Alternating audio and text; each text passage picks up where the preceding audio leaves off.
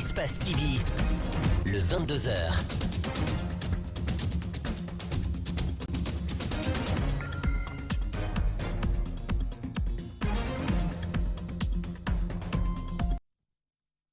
Mesdames et messieurs, bonsoir. Merci de nous préférer. Bienvenue dans cette édition d'information dont voici les principales articulations. Du rififi au sein du RPG Arc-en-Ciel, il se réclame militant des premières heures. Les membres du collectif des frustrés du parti au pouvoir, comme ils se font appeler, se sentent trahis, ont tenu à exprimer leur déception ce vendredi quant au soutien apporté au président de la République. C'était devant la presse.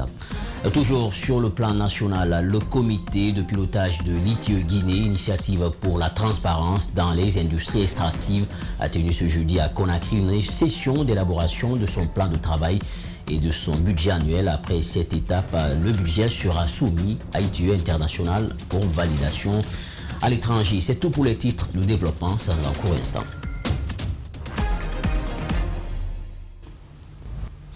Pour une fois encore, bonsoir. Merci de nous rejoindre dans cette édition d'information. Si c'est maintenant, vous installez devant votre lucarne joyeuse. Pour commencer, je vous le disais dans les titres, le comité de pilotage de l'ITIE-Guinée, initiative pour la transparence dans les industries extractives, a tenu ce jeudi à Conakry une session d'élaboration de son plan de travail et de son budget annuel. Après cette étape, le budget sera soumis à ITIE International pour validation. Malik Sandiana Kamara et Aboubakar Din Kamara pour le compte-rendu. Chaque année, l'initiative pour la transparence dans les industries extractives ITIE-Guinée soumet son plan de travail et son budget annuel pour validation à l'international. L'objectif est d'amener la Guinée à un niveau élevé dans l'exploitation minière, renforcer la confiance et la transparence. Le budget de 2021 se chiffre en 10 milliards 538 682 097 francs guinéens. Ce fonds, avec la loi de finances initiale 2021 et avec l'appui de la Banque mondiale à travers le fonds fiduciaire et GPS, le montant total obtenu à ce jour, disons le financement identifié en ce qui concerne la loi de finances et GPS, ça fait 921 113 $. Un gap de plus de 152 000 $ reste à gagner. Encore pour cette nouvelle année, ITIE-Guinée devra promouvoir la bonne gouvernance. Les activités que nous avons prévues, ce sont des activités de gouvernance. C'est-à-dire que nous suivons les valeurs que prône aujourd'hui la gouvernance minière mondiale positive, agressive, une gouvernance qui permettrait à ce que les populations puissent bénéficier des revenus. Ça va dans le sens du renforcement des relations communautaires, comment les relations entre les miniers, les sociétés et les populations locales peuvent s'apaiser. La priorité de ces comités de pilotage est de réussir à valider le plan de travail et le budget annuel par ITIE International. Élaborer les rapports de 2019-2020, les publier, puis procéder à leur dissémination. Enfin, ce vendredi d'une visite de travail, il faut le retenir, de la délégation malienne à Conakry. Durant 5 jours, les responsables du secteur minier malien et ceux de la Guinée ont échangé sur l'amélioration des systèmes d'exploitation minier pour le bonheur de leurs populations respectives. L'objectif pour le Mali est de s'inspirer du modèle guinéen. Justin Leno, Lamine Silla, pour plus de précision. Cette délégation malienne séjourne en Guinée depuis le 8 février 2021. Une visite de travail dont l'objectif est de créer un patrimoine minier malien en s'inspirant du modèle guinéen. Après quelques jours d'échange, ils pensent trouver quelque chose d'important pour le Mali. Et ce qui nous réconforte aussi aujourd'hui dans nos discussions, c'est qu'il y a des actions similaires au niveau du Mali et de la Guinée, et des actions supplémentaires que nous avons apprises ici aujourd'hui qui permettront au Mali, au ministère des Mines, d'améliorer son système. Améliorer leur système minier, oui, parce que ces Maliens se disent déjà impressionnés, entre autres, par le plan cadastral minier guinéen qu'ils trouvent moderne. Une fois au Mali, l'idéal selon eux sera d'appliquer ce qu'ils ont trouvé nécessaire. Et il y a beaucoup d'éléments qui sont en Guinée, qui sont aussi au Mali, et qui nous permettent aussi, nous, Maliens de revenir, de repartir au Mali en disant que oui, on a appris beaucoup de choses, mais nous sommes aussi en phase avec la Guinée. La Guinée, quant à elle, est soulagée d'être considérée comme modèle sur le secteur minier par le Mali voisin. Le ministère guinéen des Mines et de la Géologie reconnaît l'effort fourni pour en arriver là. Néanmoins, les responsables pensent que le plus important est de continuer à innover. Nous avons réussi à moderniser notre cadastre minier. Nous avons cette fois-ci sorti toute forme de conflit entre les investisseurs. Il n'y a aucune possibilité aujourd'hui de venir en Guinée avoir un titre minier d'une manière frauduleuse. À travers cette coopération, la Guinée et le Mali espèrent que leurs populations pourront mieux profiter des avantages des mines. Je suis du RPG, on m'a abandonné, c'est le slogan du collectif des frustrés du parti. Dans un mémorandum, le collectif a laissé exploser sa colère avant de porter des revendications à l'endroit du président de la République Alpha Condé pour qu'il soit rétabli selon eux dans leurs droits. Ces frustrés, comme ils se font appeler désormais, ils l'ont fait savoir ce vendredi à la Maison de la Presse. Compte rendu signé Fatoumata Bintabari, Mohamed Aloussine Kamara. Alors qu'il vivait le martyre avant l'accession du président Alpha Condé au pouvoir, aujourd'hui, ces hommes se voient oubliés. Face à la presse, les membres du collectif des frustrés du RPG en parlent. Qui oubliera que le RPG vient de loin, de la clandestinité à l'officialisation? Combien ont enduré les fouets, les matraques, les prisons, les ségrégations? Rien de toutes ces péripéties n'ont empêché les militants que nous sommes à rester soudés et déterminés jusqu'à la victoire finale en octobre 2010. Après cette victoire, ces hommes et femmes qui se réclament militants des premières heures du parti de la mouvance disent n'avoir rien bénéficié du pouvoir en place. 10 ans après l'accession au pouvoir de ce troisième parti politique qui a connu plus de périples sur son chemin dans l'histoire démocratique du continent africain, comme nous le précise souvent le professeur Alpha Condé lui-même, les RPGistes restent les plus misérables et les plus ridicules en Guinée et ailleurs. Ce collectif porte 6 revendications, notamment la formation des jeunes du parti pour sa pérennité et la construction des sièges à l'intérieur du pays. Nous voulons que le parti prenne en charge dans le programme d'Agnès des vieilles personnes qui sont presque invalides aujourd'hui dans ce programme d'Agnès pour qu'ils puissent en bénéficier aussi. Notre troisième point concerne ici le recensement des victimes, ceux qui ont été décédés lors des manifestations politiques à la conquête du pouvoir. Le collectif des frustrés du RPG demande une audience au président de la République. Une audience au cours de laquelle 6 autres revendications lui seront soumises. Direction la Guinée dans la ville de Mamon pour minimiser le taux d'accident de la circulation. Des dodanes sont érigés ça et là dans certains endroits de la ville, sauf que ces ralentisseurs occasionnent parfois des accidents très graves. Mercredi, un conducteur de moto roulant à vive allure s'est violemment heurté sur des dodanes sauvages avant de finir sa course dans un poteau électrique. Sur le coup, le motard a trouvé la mort. La personne qu'il portait a été grièvement d'ailleurs blessée. Alpha Mamouloubari signe cette correspondance. Le drame s'est produit dans les environs de 3 h du matin ce mercredi en Baraya, dans le quartier Kimbeli. C'est sur ce ralentisseur que la victime s'est heurtée avant de finir sa course dans ce poteau électrique. De nos informations recueillies sur les lieux, le conducteur avait quitté vers le carrefour Kimbeli en partance pour Mbaréa. Après le virage Kodala, il est venu à vive allure dans un état d'ivresse, monté sur le dos d'âne où il a perdu le contrôle de son guidon pour aller percuter violemment sa tête contre le poteau électrique EDG en béton. Sous l'effet du choc, le conducteur de la moto a succombé à ses blessures. Une autre personne qu'il portait derrière lui a été grièvement blessée. La victime décédée et le blessé graves ont été tous transportés dans le véhicule de la patrouille par le commissariat central à l'hôpital pour une prise en charge. Ces derniers temps, des ralentisseurs sont érigés ça et là par les citoyens sans aucune réglementation. La situation fait débat dans la ville. Il y a eu beaucoup de débats par rapport à ces dodanes parce qu'il y a des mesures à prendre pour mettre les dodanes. On ne met pas quand on veut, où on veut.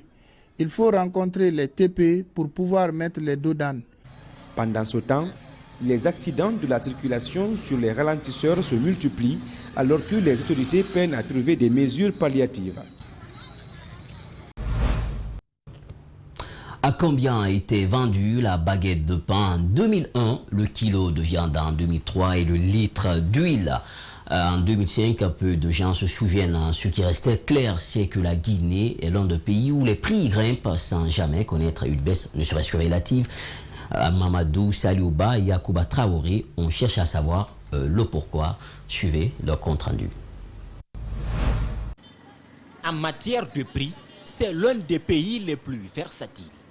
Il faut dire qu'en Guinée, les prix changent beaucoup plus vite que le temps. Je me rappelle bien sûr, vers les années 98-97, on achetait le pain à 75 francs, voire même 100 francs. Aujourd'hui, pour le même pain, il faut débourser 4000 francs guinéens. Comble de paradoxe, c'est que dans le pays, les prix grimpent sans jamais baisser.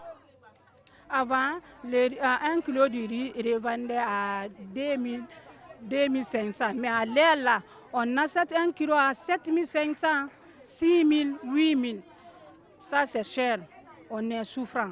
Dans ce même marché, dans la commune de Ratouma, beaucoup se rappellent avoir acheté le kilo de riz à 300 francs guinéens, le litre d'huile à 500 francs guinéens et le kilo de viande à moins de 5000 francs guinéens il y a quelques années. 1 kilo de sucre, 9 000 à 10 000 à l'heure là. Avant, c'est 5 000. Mais à l'heure là, 9 000 à 10 000.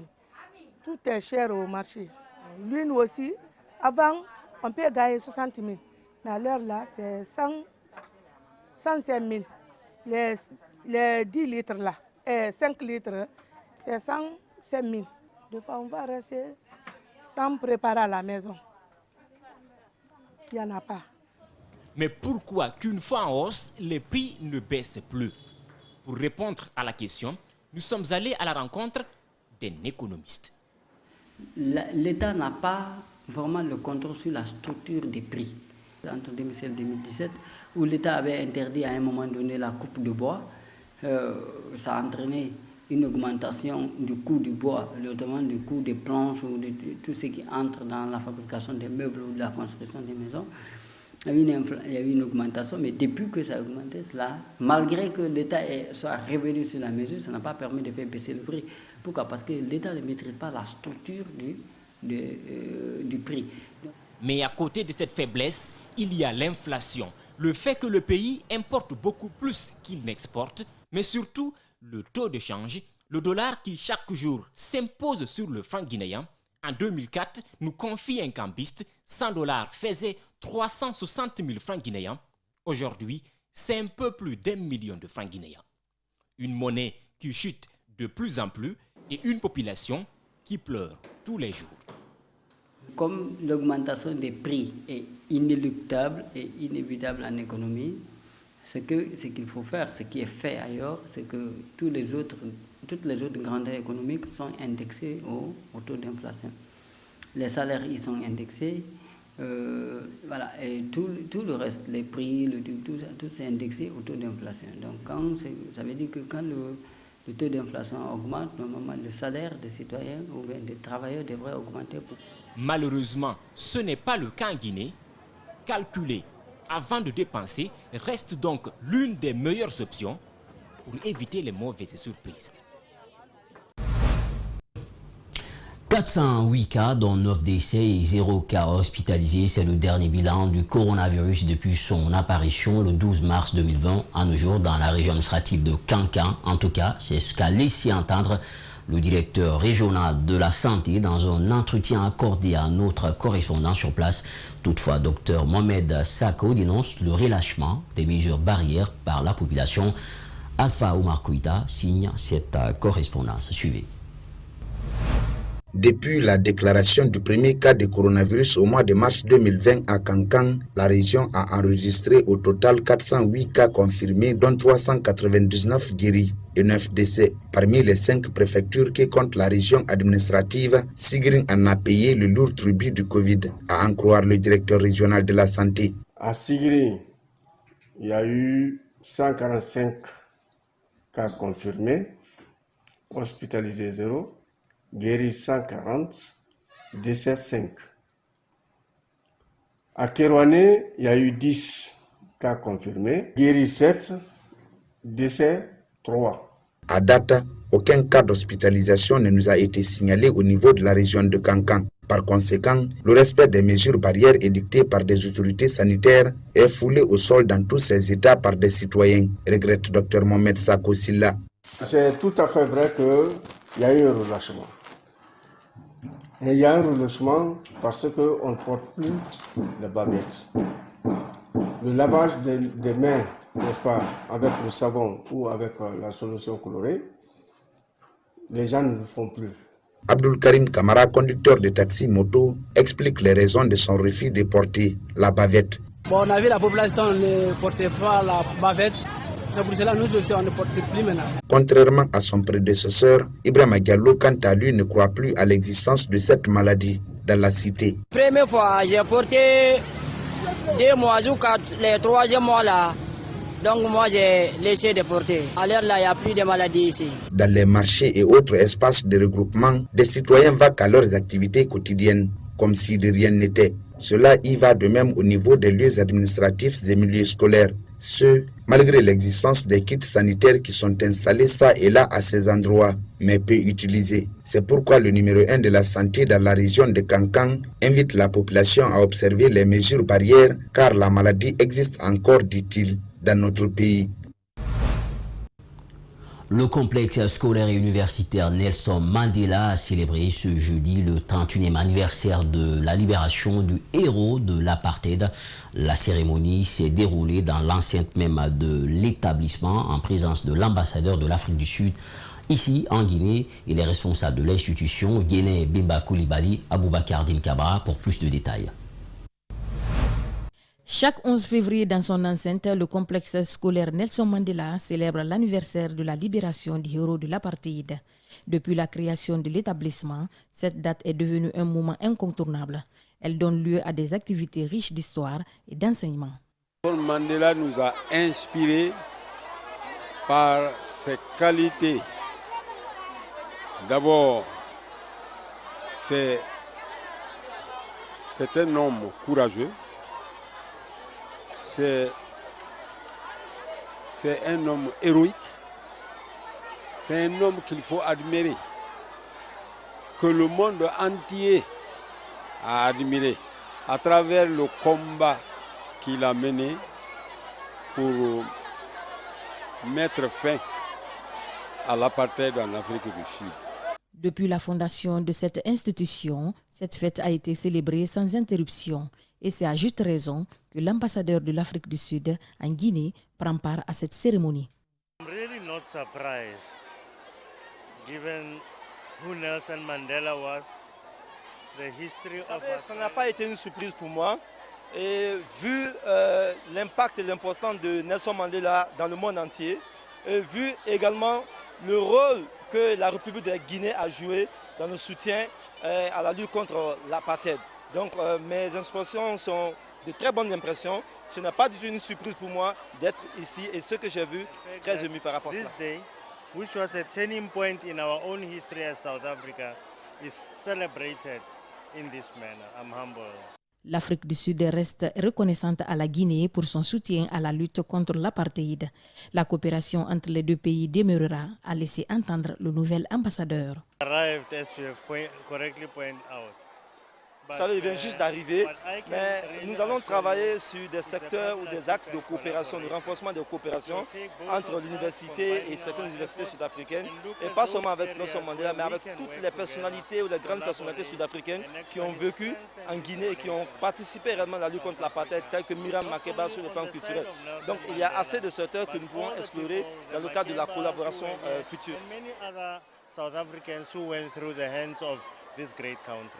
C'est depuis 1988 que ce complexe scolaire et universitaire porte le nom de Nelson Mandela. Son courage, son engagement pour la coexistence pacifique, entre autres, sont des valeurs auxquelles l'établissement accorde une importance particulière.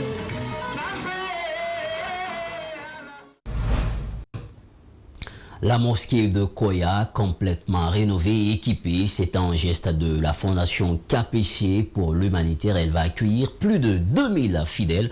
La cérémonie d'ouverture a eu lieu ce vendredi en présence de plusieurs ministres et hauts cadres du gouvernement, Asseni Bari, Aboubakar Din Kamara. Bâtie sur une superficie de 600 mètres carrés en R+1, cette mosquée a été construite en 1971. Face à son état de vétusté, à un moment donné, cette maison de Dieu a attiré l'humanisme d'un fils du terroir. Elle est rénovée et équipée par Kelfa la personne Kamara à travers sa fondation KPC pour l'humanitaire. Désormais, elle porte le nom d'El Hadj Oumar Kamara. Elle dispose d'une salle de prière au rez-de-chaussée pour les hommes et les femmes à l'étage, une morgue et une clôture externe, plus un forage. Un bureau pour l'imam et un mimbar, un espace pour l'ablution des fidèles avec 18 robinets, un bloc latrine de 6 cabines, un bâtiment annexe de 171 mètres carrés qui va servir de salle polyvalente pour les sages, 150 chaises, 100 bouilloires, un ampli avec système incorporé d'effets spéciaux, 4 cônes, 4 haut-parleurs satellites avec 4 micros, dont 2 filaires avec une cravate et 2 micro-baladeurs. Ce don est salué par les bénéficiaires qui rassurent de leur ferme volonté de l'entretenir. Pour mémoire, cette mosquée de Dieu, maison de Dieu, a été construite en dur pour la première fois en 1971, avec une très faible capacité d'accueil. Aujourd'hui, cette capacité d'accueil passe plus de 2000 places pour les fidèles musulmans. Encore une fois, que M. KPC soit en remercié. Des ministres et cadres, il y en avait. Le ministre Papa Koli Kourouma, représentant du chef de l'État, a fait les 2 rakats après avoir félicité le donateur pour ses actions allant dans le sens du développement de la Guinée. Quand on se réjouit d'une maison de Dieu, c'est de rentrer dans cette maison et donner les 2 rakats à Dieu pour lui dire merci. Merci pour avoir accepté que cette maison se construise et pour dire merci aux donateurs pour que ces donateurs soient protégés et que Dieu puisse illuminer leur chemin et faire d'eux de vrais musulmans. Si cette mosquée est rénovée, c'est aussi grâce à l'accompagnement du président de la République, a tenu à rappeler la fondation KPC pour l'humanitaire. Des bénédictions et des prières ont couronné la cérémonie. Le parcours du Sili local au championnat d'Afrique des Nations qui s'est joué au Cameroun est encore sur toutes les lèvres. Ce vendredi 12 février, l'association des entraîneurs et éducateurs de Guinée a décerné des satisfecits à l'AP Bangora et son staff. Quant au bureau exécutif de la Ligue guinéenne de football professionnel, lui n'est pas resté, en tout cas en marche, à rencontrer les présidents des différents clubs à son siège pour les féliciter également. La Ligue guinéenne de football professionnel a montré ainsi toute sa reconnaissance aux hommes qui s'investissent pour le développement du football guinéen. C'est un compte rendu signé Mamadou Bouiba et Aboubakar Keke Bangora.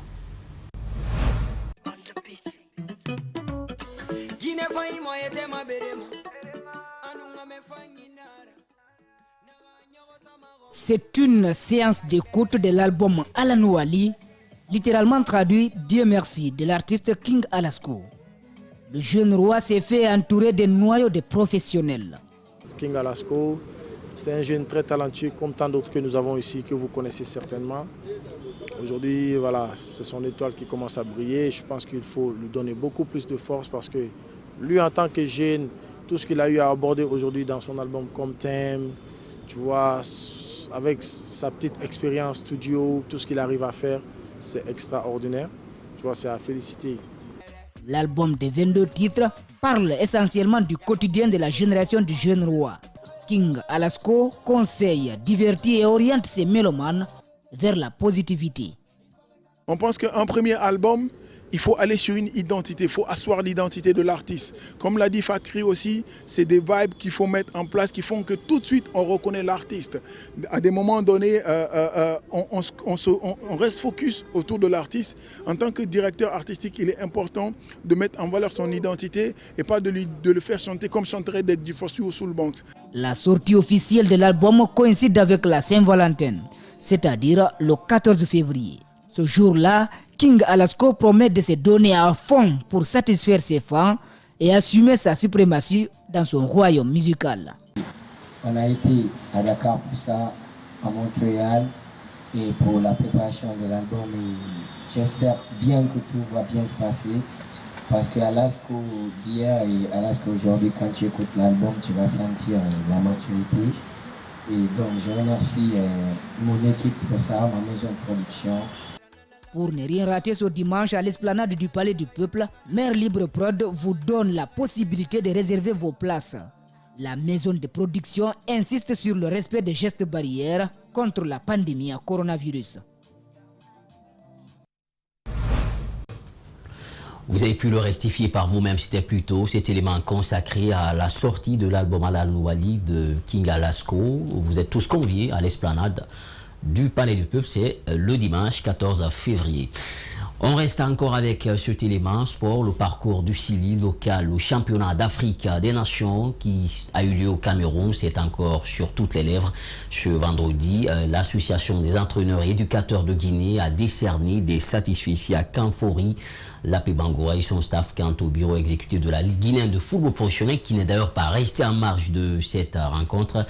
A en tout cas apporté son soutien à des présidents des différents clubs à son siège pour les féliciter. La Ligue guinéenne de football professionnel a montré ainsi toute sa reconnaissance aux hommes qui s'investissent pour le développement du Curon en Guinée. C'est un compte rendu de Mamadou Boiba et Aboubakar Kekebangwa rendu par André Moussi Milimono. Kanfori Lapé Bangoura et son staff ont reçu les satisfecits décernés par l'Association des entraîneurs et éducateurs de Guinée. Une manière pour eux d'inciter leurs collègues à se battre pour avoir de bons résultats. Le sélectionneur local se dit honoré et invite ses collègues à se former puisqu'ils sont l'épicentre du football. Rien ne peut être possible en football sans nous les entraîneurs. Nous sommes l'épicentre.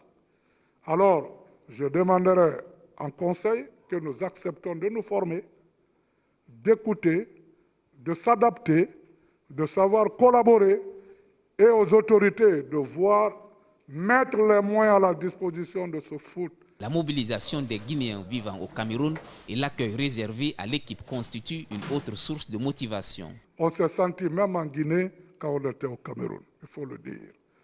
La population guinéenne, par cette réception, je pense qu'il nous donne autre idée de travail.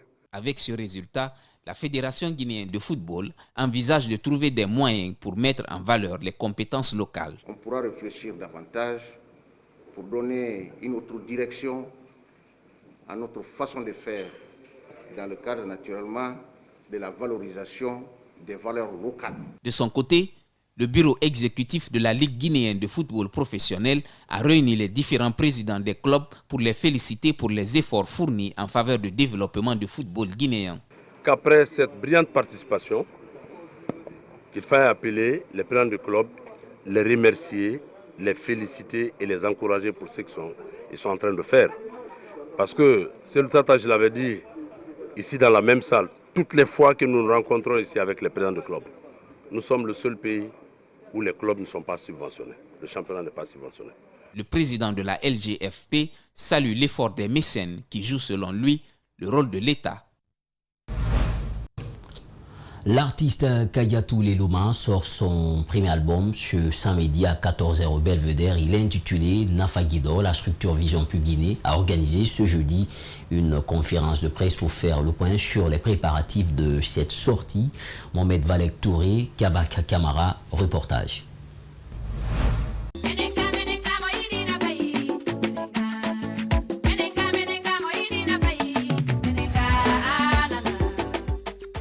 L'artiste Kadiatou Leloma Diallo annonce la sortie de son premier album intitulé Nafagido le 13 février prochain au Belvedere. C'est au cours d'un point de presse animé ce jeudi par la structure Vision Pub Guinée que l'annonce a été faite devant les hommes de culture. Nous, Vision Pub Guinée sur le terrain, nous avons essayé, côté organisationnel, de trouver les meilleures stratégies possibles pour vendre cet album.